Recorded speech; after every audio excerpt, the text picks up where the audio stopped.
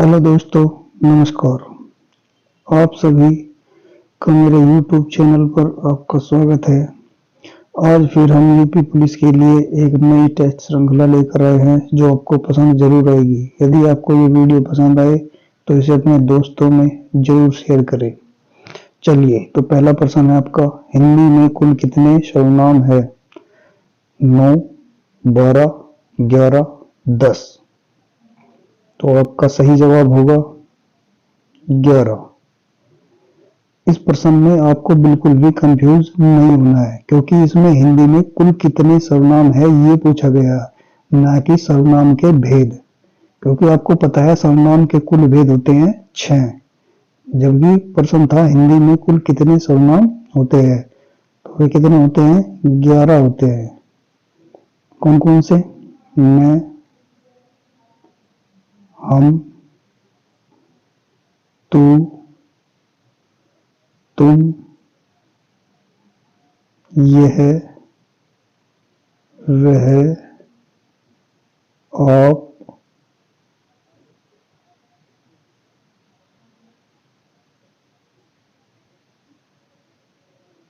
आप,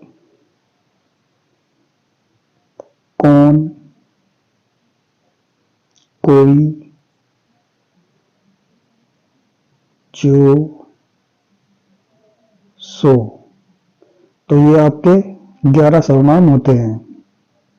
चलिए, कंफ्यूजन बिल्कुल भी नहीं रखना है। नेक्स्ट, आप ही चला गया वाक्य में आप किस सर्वनाम का उदाहरण है? निजवाचक सर्वनाम, पुरुषवाचक सर्वनाम, निश्चयवाचक सर्वनाम, संबंधवाचक सर्वनाम। तो आपका सही जवाब होगा निजवाचक सर्वनाम। क्यों? जिसमें भी आप आए, स्वयं आए या खुद आए, वो हमेशा निजवाचक सर्वनाम के अंतर्गत आएगा।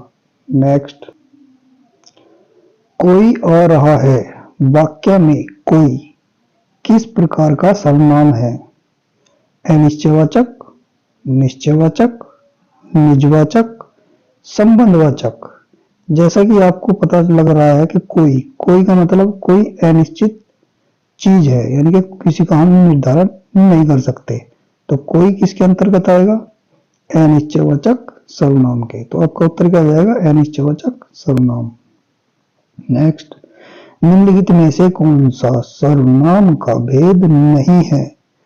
पुरुषवाचक, निजवाचक, प्रश्नवाचक, गुणवाचक। तो आपका सही जवाब होगा गुणवाचक, क्योंकि गुणवाचक सर्वनाम का भेद न होकर विशेषण का भेद होता है। नेक्स्ट, शीला अपने कपड़े स्वयं धोती है वाक्य में स्वयं किस सर्वनाम का उदाहरण है? निश्चयवाचक सर्वनाम, निजवाचक सर्वनाम, पुरुषवाचक सर्वनाम, या इनमें से कोई नहीं। तो आपका सही जवाब होगा निजवाचक सर्वनाम। नेक्स्ट, निश्चयवाचक सर्वनाम कौन सा है? क्या, कुछ, यह, कौन। तो इनमें से आपका जो सही जवाब होगा यह से हमें निश्चित वस्तु का बोध होता है। जैसे हमने कहा यह पुस्तक मेरी है, तो यानी कि यह किसकी है? मेरी है, निश्चित हो गया। तो इसलिए यह निश्चयवाचक सर्वनाम के अंतर्गत आएगा। नेक्स्ट, प्रतिदिन में कौन सा समास है? अव्ययीभाव समास, द्वंद्व समास, कर्मधारय समास, या फिर इनमें से कोई नहीं। तो आपका सही जवाब होगा अव्ययीभाव समास। अव्ययीभाव समास की जो पहचान है, उसमें जो भी शब्द होंगे उसके शुरू में, शब्द के शुरू में या प्रारंभ में हमेशा उपसर्ग लगे हुए होंगे। तो इसकी यही पहचान है कि हमेशा उसके उपसर्ग लगा हुआ, तो वो अव्ययीभाव समास का उदाहरण होगा। नेक्स्ट, जलमग्न शब्द में समास है द्वंद्व समास, तत्पुरुष समास, कर्मधारय, बहुव्रीहि। तो आपका सही जवाब क्या होगा? जलमग्न, जल में मग्न, तत्पुरुष समास। नेक्स्ट, महाजन शब्द में समास है कर्मधारय, द्वंद्व, द्विगु या इनमें से कोई नहीं। महाजन यानी कि महान जन, महान जन, महान व्यक्ति, तो इसमें क्या बताया गया, विशेषण विशेष्य बताया गया है। तो जिस भी शब्द में विशेषण विशेष्य का पता चले उसका जो उदाहरण होता है वो किसका होता है, कर्मधारय समास का। तो आपका सही जवाब होगा कर्मधारय समास। नेक्स्ट, जिस समास का दूसरा शब्द प्रधान होता है उसे कहते हैं, क्या कहते हैं उसको, अव्ययभाव समास, द्वंद्व समास, बहुब्रीहि समास, तत्पुरुष समास। तो आपका सही जवाब होगा इसमें तत्पुरुष समास। अव्ययभाव समास में क्या होता है, इसका प्रथम पद प्रधान होता है। द्वंद्व समास में क्या होता है, इसके दोनों पद प्रधान होते हैं। और बहुब्रीहि में दोनों पद की बजाय कोई अन्य पद प्रधान हो, वहां पर बहुब्रीहि समास होगा। तो आपका सही जवाब इसमें क्या होगा, तत्पुरुष समास, क्योंकि प्रश्न पूछा गया जिस समास का दूसरा पद प्रधान होता है उसे कहते हैं। ठीक है, चलिए नेक्स्ट, जिस समास के दोनों ही पद प्रधान होते हैं उसे कहते हैं, क्या कहते हैं, कर्मधारय समास, बहुब्रीहि समास, द्वंद्व समास, द्विगु समास। तो आपका इसमें सही जवाब होगा द्वंद्व समास, क्योंकि अभी हमने पिछले ही क्वेश्चन में आपको बताया था कि जिसके दोनों पद प्रधान हो वो द्वंद्व समास के अंतर्गत आता है। नेक्स्ट, यथाशक्ति में कौन सा समास है, द्वंद्व समास, बहुब्रीहि समास, अव्ययभाव समास या फिर द्विगु समास। अभी हमने अव्ययभाव समास की जो आपको पहचान बताई थी कि जिस भी शब्द में, तो आप इसका यथाशक्ति में कौन सा समास है, अव्ययभाव समास। तो अभी हमने इसकी पहचान बताई थी कि जिस भी शब्द में उपसर्ग लगा हो वो हमेशा अव्ययभाव समास का उदाहरण होगा।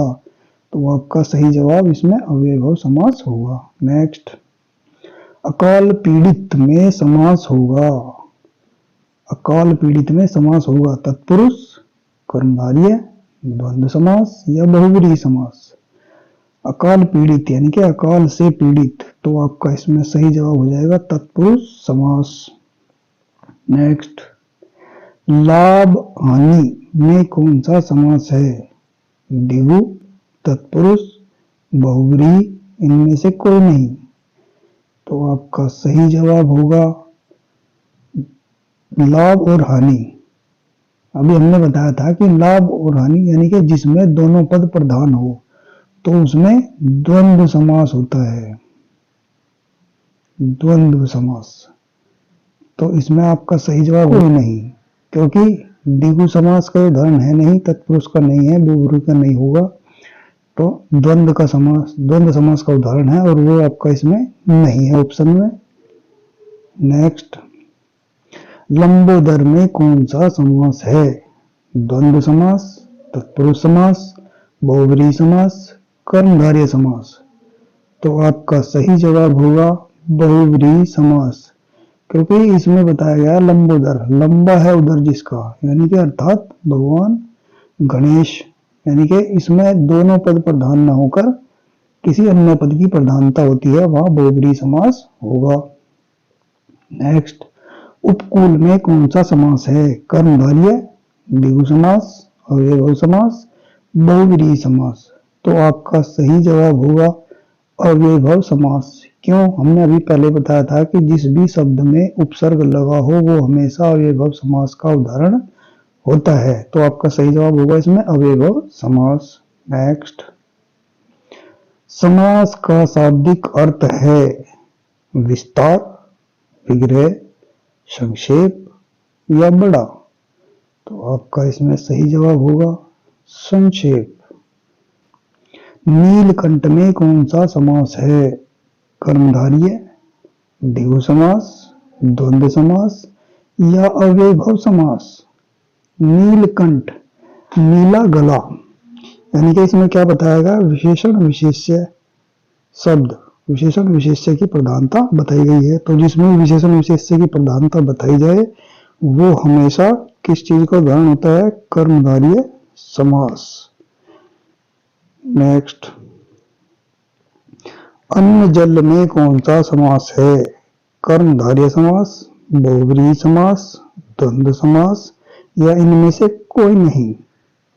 तो आपका सही जवाब हो जाएगा इसमें अन्न जल द्वंद्व, यानी कि जिसमें दोनों पद प्रधान होते हैं वो द्वंद्व समास का उदाहरण होता है। नेक्स्ट, सरासर में कौन सा समास है? द्वंद्व समास, द्विगु समास, कर्मधारय समास या फिर अव्ययभाव समास? तो आपका सही जवाब होगा अव्ययभाव समास, जिसमें भी एक शब्द दो बार आ जाए, एक ही शब्द दो बार आ जाए, ठीक है, वहां पर भी अव्ययभाव समास होता है, या जिस भी शब्द में उपसर्ग लगा हो वहां भी अव्ययभाव समास होता है। तो इसलिए ये अव्ययभाव समास का उदाहरण है। यदि आपको ये वीडियो अच्छी लगी हो तो इसे लाइक जरूर करें, अपने दोस्तों में शेयर जरूर करें, और चैनल पर नए हैं तो चैनल को सब्सक्राइब जरूर कर ले, ताकि आने वाली वीडियो का हर एक नोटिफिकेशन आप तक पहुंचे और आप उसका लाभ उठा सके। धन्यवाद।